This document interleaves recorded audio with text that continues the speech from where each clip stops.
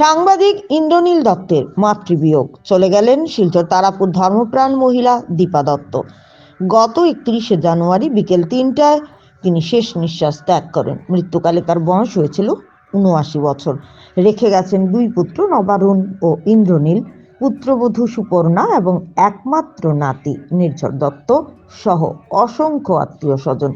দীপা দত্ত দীর্ঘদিন ধরে বার্ধক্যজনিত রোগে ভুগছিলেন। তারাপুর প্রথম পল্লী ক্লাবের বিপরীতে প্রয়াত দীপা দত্তের স্থায়ী বাড়ি, বর্তমানে মূল বাড়িতে ফ্ল্যাট নির্মাণ চলায় বিগত কয়েক মাস ধরে দত্ত পরিবার রয়েছেন তারাপুর রেল ওভারব্রিজের নিচে গুণময়ী রোডের স্বপন রায়ের বাড়িতে।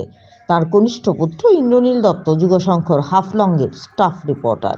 উল্লেখ্য, দীপা দত্তের প্রয়াত স্বামী নিশীথকান্তি দত্ত ডিমা হাসাও জেলার মাইবঙ্গের বিডিও ছিলেন বহু বছর।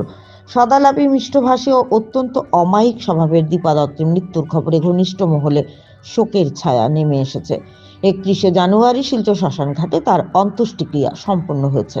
তার মৃত্যুতে এলাকায় গভীর শোক নেমে এসেছে।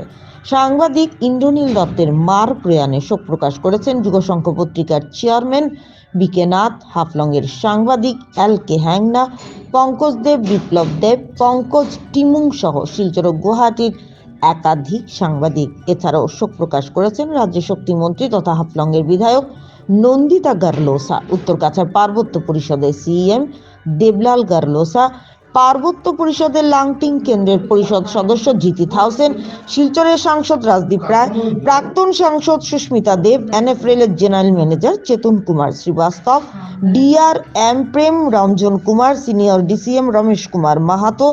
দিল্লি থেকে শোক প্রকাশ করেছেন এনএফএল-এর প্রাক্তন জেনারেল ম্যানেজার আনসুল গুপ্তা প্রমুখ।